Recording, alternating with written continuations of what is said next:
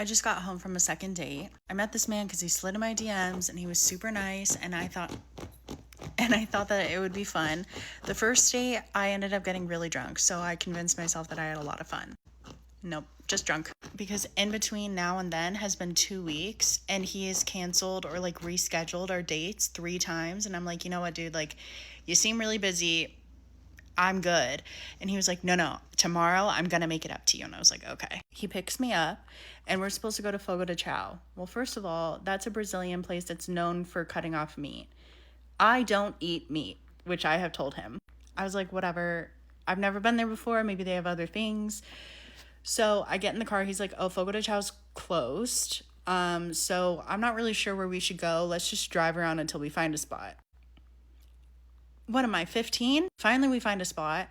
We get there and we get a drink, and like, he only wants to order off the happy hour menu because he's already eaten.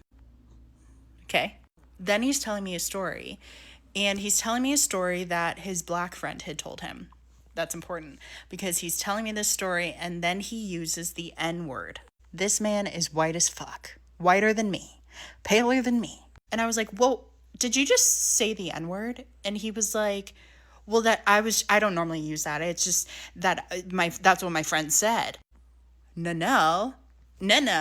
That's not something we do here. What the fuck? Mind you, that was at the beginning of the date. Our food hadn't even come yet. The server could tell I was not having a good time because he kept going, do you want another drink? Do you want another drink? And I have a very dominating personality, and he was clearly very nervous. I make him very nervous, he said that, because he just like kept yapping, like would not stop talking. And I am a yapper, but I also will let people yap. Like, I had nothing to contribute to this conversation. I had already tapped out. The first part of the date, like where we were just in the car, already made me tap out. And then the N-word thing was like, I'm like, okay, I'm good. You know what I mean? In the date, he's like literally first 20 minutes, do you think I could see you again? I was like, well, let's just finish this date and then we can see. And he was like, oh, yeah, for sure. Then he's like, are you having a good time? And then he brings out a list of questions that he wanted to know about me, which was like very nice, but they were like very like, what's your deepest, darkest secret? Like, tell me something you've never told anyone before.